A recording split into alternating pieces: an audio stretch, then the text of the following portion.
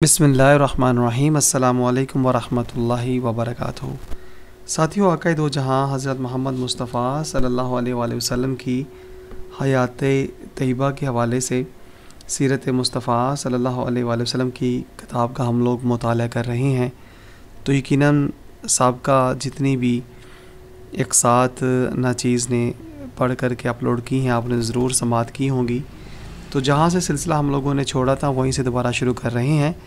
تو ساتھیوں کوشش کیا کریں کہ زیادہ سے زیادہ ساتھیوں تک شیئر کریں تاکہ وہ بھی نبی کریم صلی اللہ علیہ وآلہ وسلم کی حیات بابرکت سے مستفید ہوں اور اپنی زندگیوں کو نبی کریم صلی اللہ علیہ وآلہ وسلم کے اسوہ حسنہ کو اپناتے ہوئے بسر کریں۔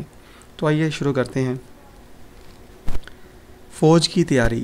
نبی کریم صلی اللہ علیہ وآلہ وسلم کا اب تک یہ طریقہ تھا کہ غزوات کے معاملے میں بہت زیادہ رازداری کے ساتھ تیاری فرماتے تھے، یہاں تک کہ عساکر اسلامیہ کو عین وقت تک یہ بھی نہ معلوم ہوتا کہ کہاں اور کس طرف جانا ہے، مگر جنگ تبوک کے موقع پر سب کچھ انتظام علانیہ طور پر کیا اور یہ بھی بتا دیا کہ تبوک چلنا ہے اور کیسر روم کی فوجوں سے جہاد کرنا ہے تاکہ لوگ زیادہ سے زیادہ تیاری کر لیں۔ حضرات صحابہ کرام رضی اللہ تعالی عنہم نے جیسا کہ لکھا جا چکا کہ دل کھول کر چندہ دیا، مگر پھر بھی پوری فوج کے لیے سواریوں کا انتظام نہ ہو سکا، چنانچہ بہت سے جانباز مسلمان اسی بنا پر اس جہاد میں شریک نہ ہو سکے کہ ان کے پاس سفر کا سامان نہیں تھا۔ یہ لوگ دربار رسالت میں سواری طلب کرنے کے لیے حاضر ہوئے، مگر جب نبی کریم صلی اللہ علیہ وآلہ وسلم نے فرمایا کہ میرے پاس سواری نہیں ہے، تو یہ لوگ اپنی بے سر و سامانی پر اس طرح بلبلا کر روئے کہ نبی کریم صلی اللہ علیہ وآلہ وسلم کو ان کی آہوزاری اور بے قراری پر رحم آ گیا۔ چنانچہ اللہ تبارک تعالیٰ قرآن مجید پر یہ گواہ ہے کہ اور نہ ان لوگوں پر کوئی حرج ہے کہ وہ اے رسول صلی اللہ علیہ وسلم آپ کے پاس آئے کہ ہم کو سواری دیجیے، اور آپ نے کہا میرے پاس کوئی چیز نہیں جس پر میں تمہیں سوار کروں، تو وہ واپس ہو گئے اور ان کی آنکھوں سے آنسو جاری تھے کہ افسوس ہمارے پاس خرچ نہیں ہے۔ یہ سورۃ التوبہ۔ تو ساتھیوں آپ غور کیجئے کہ اب آگے سلسلہ شروع ہوتا ہے، روانگی ہوتی ہے تبوک کی۔ بہرحال نبی کریم صلی اللہ علیہ وآلہ وسلم کا 30,000 کا لشکر کا ساتھ لے کر تبوک کے لیے روانہ ہوئے اور مدینہ کا نظم و نسق چلانے کے لیے حضرت علی رضی اللہ تعالی عنہ کو خلیفہ بنایا۔ جب حضرت علی رضی اللہ تعالی عنہ نے نہایت ہی حسرت اور افسوس کے ساتھ عرض کیا کہ یا رسول اللہ صلی اللہ علیہ وآلہ وسلم، کہ آپ مجھے عورتوں اور بچوں میں چھوڑ کر خود جہاد کے لیے تشریف لے جا رہے ہیں، تو ارشاد فرمایا کہ کیا تم اس پر راضی نہیں ہو کہ تم کو مجھ سے جو نسبت ہے جو حضرت ہارون علیہ السلام کو حضرت موسیٰ علیہ السلام کے ساتھ تھی، مگر یہ کہ میرے بعد کوئی نبی نہیں ہے، یعنی جس طرح حضرت موسیٰ علیہ السلام کوہ طور پر جاتے وقت حضرت ہارون علیہ السلام کو اپنی امت بنی اسرائیل کی دیکھ بھال کے لیے اپنا خلیفہ بنا کر گئے تھے، اسی طرح میں تم کو اپنی امت سونپ کر جہاد کے لیے جا رہا ہوں۔ مدینہ سے چل کر مقام ثنیۃ الوداع میں آپ صلی اللہ علیہ وآلہ وسلم نے قیام فرمایا، پھر فوج کا جائزہ لیا اور فوج کا مقدمہ میمنہ میسرہ وغیرہ مرتب فرمایا، پھر وہاں سے کوچ کیا۔ منافقین قسم قسم کے جھوٹے عذر اور بہانے بنا کر رہ گئے اور مخلص مسلمانوں میں سے بھی چند مسلمان رہ گئے۔ ان میں یہ حضرات تھے: حضرت کعب بن مالک، حلال بن امیہ، مرارہ بن ربیع، ابو خثیمہ، ابو ذر غفاری رضی اللہ تعالی عنہم۔ ان میں سے ابو خثیمہ اور ابو ذر غفاری رضی اللہ تعالی عنہم تو بعد میں جا کر شریک جہاد ہو گئے، لیکن 3 اول ذکر جو تھے وہ نہیں گئے۔ حضرت ابو ذر غفاری رضی اللہ تعالیٰ عنہ کا پیچھے رہ جانے کا سبب یہ ہوا کہ ان کے اونٹ بہت ہی کمزور اور تھکا ہوا تھا۔ انہوں نے اس کو چند دن چارہ کھلایا تندرست اور توانا ہو جائے۔ جب وہ روانہ ہوئے تو وہ راستے میں تھک گیا پھر راستے میں تھک گیا۔ مجبوراً وہ اپنا سامان اپنی پیٹھ پر لاد کر چل پڑے اور اسلامی لشکر میں شامل ہو گئے۔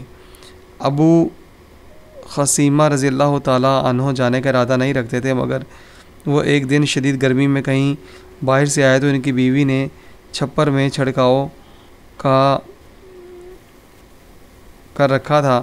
تھوڑی دیر اس سایہ دار ٹھنڈی جگہ میں بیٹھے، پھر ناگہاں ان کے دل میں حضور نبی کریم صلی اللہ علیہ وآلہ وسلم کا خیال آ گیا۔ اپنی بیوی سے کہا کہ یہ کہاں کا انصاف ہے کہ میں تو اپنی چھپڑ میں ٹھنڈک اور سائے میں آرام اور چین سے بیٹھا رہوں، اور محبوب خدا صلی اللہ علیہ وسلم کے مقدس پیارے نبی صلی اللہ علیہ وسلم دھوپ کی تمازت اور شدید لوتھرے کے تپڑوں میں سفر کرتے ہوئے جہاد کے لیے تشریف لے جا رہے ہیں۔ ایک دم ان پر ایسی ایمانی غیرت سوار ہو گئی کہ توشہ کے لیے کھجور لے کر ایک اونٹ پر سوار ہو گئے اور تیزی کے ساتھ سفر کرتے ہوئے روانہ ہو گئے۔ لشکر والوں نے دور سے ایک شتر سوار کو دیکھا تو نبی کریم صلی اللہ علیہ وسلم نے فرمایا کہ ابو خصیمہ ہوں گے۔ اس طرح یہ لشکر بھی لشکر اسلام میں پہنچ گئے۔ راستے میں قوم عاد اور سمود کی وہ بستیاں ملیں جو قہر الہی کے عذابوں سے الٹ پلٹ کر دی گئی تھیں۔ آپ صلی اللہ علیہ وآلہ وسلم نے حکم دیا کہ یہ وہ جگہ ہیں جہاں خدا کا عذاب نازل ہو چکا ہے، اس لیے کوئی شخص یہاں قیام نہ کرے، بلکہ نہایت تیزی کے ساتھ سب لوگ یہاں سے سفر کر کے ان عذاب کی وادیوں سے جلد باہر نکل جائیں، اور کوئی یہاں کا پانی نہ پیے اور نہ کسی کام میں لائے۔ اس غزوہ میں پانی کی قلت، شدید گرمی، سواریوں کی کمی سے مجاہدین نے بے حد تکلیف اٹھائی، مگر منزل مقصود پر پہنچ کر ہی دم لیا۔ نبی کریم صلی اللہ علیہ وآلہ وسلم راستے میں چند معجزات۔ نبی کریم صلی اللہ علیہ وسلم نے حضرت ابو ذر غفاری رضی اللہ تعالیٰ کو دیکھا کہ وہ سب سے الگ تھلگ چل رہی ہیں، تو ارشاد فرمایا کہ یہ سب سے الگ ہی چلیں گے اور الگ ہی زندگی گزاریں گے اور الگ ہی وفات پائیں گے۔ چنانچہ ٹھیک ایسا ہی ہوا کہ حضرت عثمان رضی اللہ تعالیٰ عنہ نے اپنے دور خلافت میں ان کو حکم دے دیا کہ آپ ربضہ میں رہیں۔ آپ رضی اللہ تعالیٰ عنہ ربضہ میں اپنی بیوی اور غلام کے ساتھ رہنے لگے۔ جب ان کا وفات کا وقت آیا تو آپ رضی اللہ تعالیٰ عنہ نے فرمایا کہ تم دونوں مجھ کو غسل دے کر اور کفن پہنا کر راستے میں رکھ دینا۔ جب شتر سواروں کا پہلا گروہ میرے جنازے کے پاس سے گزرے تو تم لوگ اس سے کہنا کہ یہ ابو ذر غفاری کا جنازہ ہے، ان پر نماز پڑھ کر ان کو دفن کرنے میں ہماری مدد کرو۔ اللہ تعالیٰ کی شان کے یہ سب سے پہلا قافلہ جو گزرا، اس میں حضرت عبداللہ بن مسعود رضی اللہ تعالیٰ عنہ تھے۔ آپ رضی اللہ تعالیٰ عنہ نے جب یہ سنا کہ حضرت ابو ذر غفاری رضی اللہ تعالیٰ عنہ کا جنازہ ہے تو انہوں نے انا للہ و انا الیہ راجعون پڑھا اور قافلے کو رو کر اتر پڑے اور کہا، بالکل سچ فرمایا تھا نبی کریم صلی اللہ علیہ وآلہ وسلم نے کہ اے ابو ذر، تو تنہا چلے گا، تنہا مرے گا، تنہا قبر سے اٹھے گا۔ پھر حضرت عبداللہ بن مسعود رضی اللہ تعالیٰ عنہ اور قافلے والوں نے ان کو پورے اعزاز کے ساتھ دفن کیا، اور بعض روایتوں میں یہ بھی آیا ہے کہ ان کی بیوی کے پاس کفن کے لیے کپڑا نہیں تھا تو آنے والے لوگوں میں سے ایک انصاری نے کفن کے لیے کپڑا دیا اور نماز جنازہ پڑھ کر دفن کیا۔ واللہ تعالی عالم۔ ہوا اڑا لے گئی۔ جب اسلامی لشکر مقام ہجر میں پہنچا تو نبی کریم صلی اللہ علیہ وآلہ وسلم نے حکم دیا کہ کوئی شخص اکیلا لشکر سے باہر کہیں روانہ نہ ہو جائے، یعنی کہ دور نہ چلا جائے۔ پورے لشکر نے اس حکم نبوی کی اطاعت کی، مگر قبیلہ بنو سعد کے 2 آدمیوں نے نبی کریم صلی اللہ علیہ وآلہ وسلم کے حکم کو نہیں مانا۔ ایک شخص اکیلا ہی رفع حاجت کے لیے لشکر سے دور چلا گیا۔ وہ بیٹھا ہی تھا کہ دفتن کسی نے اس کا گلا گھونٹ دیا اور وہ اسی جگہ مر گیا۔ دوسرا شخص اپنا اونٹ پکڑنے کے لیے اکیلا ہی لشکر سے دور چلا گیا تو ناگہاں ایک ہوا کا جھونکا آیا اور اس کو اڑا لے کر قبیلہ تئی کے دونوں پہاڑوں کے درمیان پھینک دیا اور وہ ہلاک ہو گیا۔ آپ صلی اللہ علیہ وآلہ وسلم نے ان دونوں کا انجام سن کر فرمایا کہ کیا میں نے تم کو لوگوں کو منع نہیں کر دیا تھا؟ گمشدہ اونٹنی کہاں ہے؟ ایک منزل پر نبی کریم صلی اللہ علیہ وسلم کی اونٹنی کہیں چلی گئی۔ لوگ اس کی تلاش میں سرگرداں پھرنے لگے تو ایک منافق جس کا نام زید بن لسید تھا کہنے لگا کہ محمد صلی اللہ علیہ وآلہ وسلم کہتے ہیں کہ میں اللہ کا نبی ہوں، میرے پاس آسمان کی خبریں آتی ہیں مگر ان کو یہ پتہ ہی نہیں کہ ان کی اونٹنی کہاں ہے۔ نبی کریم صلی اللہ علیہ وآلہ وسلم نے اپنے صحابہ رضی اللہ تعالیٰ عنہ سے فرمایا کہ ایک شخص ایسا کہتا ہے کہ حالانکہ خدا کی قسم اللہ کے بتا دینے سے میں خوب جانتا ہوں کہ میری اونٹنی کہاں ہے، وہ فلاں گھاٹی میں ہے اور ایک درخت میں اس کی مہار کی رسی الجھ گئی ہے، تم لوگ جاؤ اور اس اونٹنی کو میرے پاس لے آؤ۔ جب لوگ اس جگہ گئے تو ٹھیک ایسا ہی دیکھا، اسی گھاٹی میں وہ اونٹنی کھڑی ہے اور اس کی مہار ایک درخت کی شاخ میں الجھی ہے۔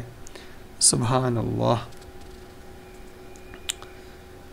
جی تو ساتھیو، یہاں تک آج ہم نے پڑھ لیا، کل انشاءاللہ تعالی یہیں سے سلسلہ جوڑیں گے، تو آپ ضرور ساتھی سماعت کیا کریں، آگے بھی شیئر کیا کریں، اور نبی کریم صلی اللہ علیہ وآلہ وسلم کی حیات طیبہ کے حوالے سے یہ خوبصورت کتاب جو میں پڑھ رہا ہوں تاکہ تمام ساتھی سن لیں اور نبی کریم صلی اللہ علیہ وآلہ وسلم سے محبت کا اظہار مضبوطی سے اور آگے بڑھائیں اور اپنے بچوں کو سکھائیں اور دین اسلام کی تعلیمات پر چلتے ہوئے اللہ کریم ہمیں اس جہان فانی سے لے جائے۔